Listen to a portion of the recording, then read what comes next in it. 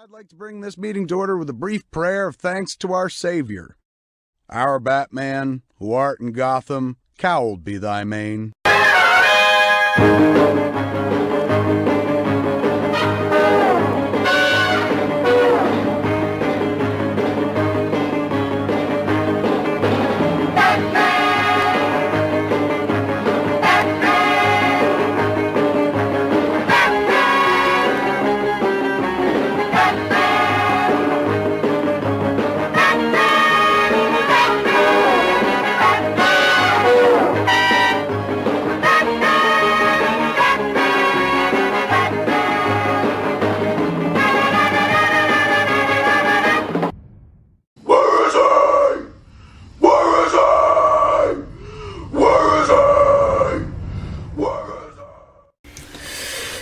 Batman Forever.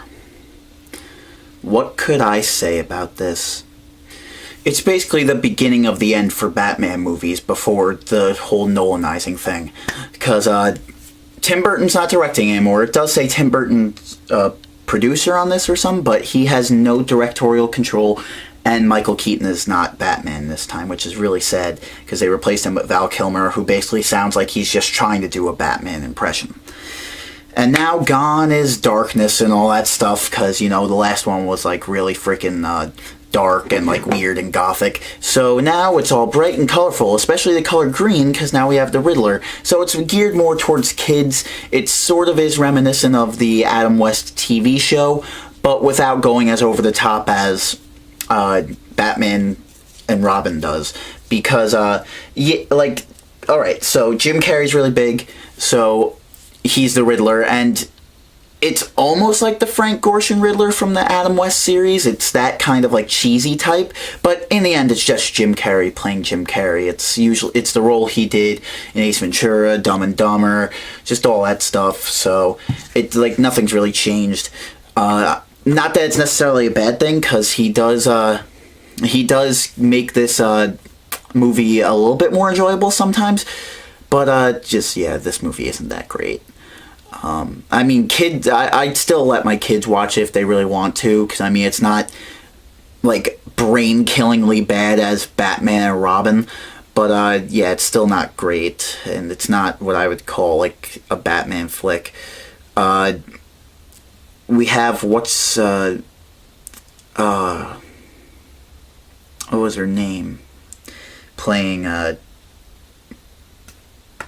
what was her name who was playing the love interest in this, who was married to Tom Cruise? Because that's a weird thing, that two of the people who've been with Tom Cruise are in Batman movie. Her name escapes me at the time, and then there's Katie Holmes in Batman Begins. If somebody could put it in the comments if it doesn't hit me now. I'm really trying to think right now, because I'm just thinking about Jim Carrey, Tommy Lee Jones. Tommy Lee Jones, if this was he could have been a serious Two-Face if this was a serious movie, because, I mean, I see the potential. I mean, he's a really great actor. He could have really did, like, if The Dark Knight was around back then and everyone's like, oh, we're trying to be dark, he could have been that type of Two-Face, but nope, he's just, hey, he's just crazy. Everyone's trying to top Jack Nicholson, which I guess nobody could. He's just like, oh, yeah, hey, I have one side of my face. Isn't that fucking wacky? Alright, not that much, but... Or maybe I wasn't going as over the top as Tommy Lee Jones did, because he goes really over the top. And Billy D. Williams is somewhere just like, that son of a bitch. But there's really not much to talk about this movie. I mean, Michael Gough is still Alfred, and they introduce Robin, but that's basically it. I'm not even going to show clips or anything like that, because, you know, it's really not that important of a film, and I don't consider it that important of a film. I figure I think it's tolerable, but it's, like, just because the next movie coming up, like, the next movie, Batman and Robin, just overshadows everything in the shit factor, so I really have nothing to say about this. So, this is another quick thing.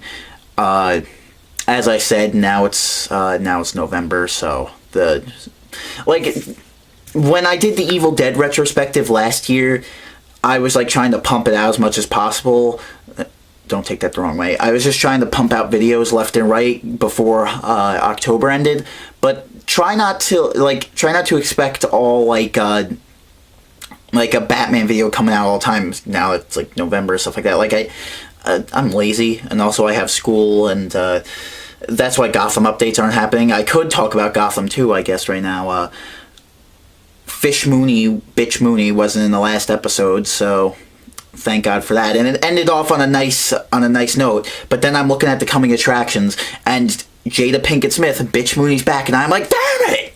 Because the episode, like, sure, it had its silly moments, this one, but it still kept my interest, and it ended on the right note. And mostly because she's not in it, I just really hate that character. So there you go, a quick part of the Batman retrospective. I got a Gotham update in there, and I got their little overview of Batman Returns, because again, there's really nothing that I could really say about this that hasn't already been said. And I guess I could use that excuse for Batman and Robin, but no, I'm gonna review it. I will suffer through it, and I will tell you what all the bullshit is about. Wish me luck. FTV signing off.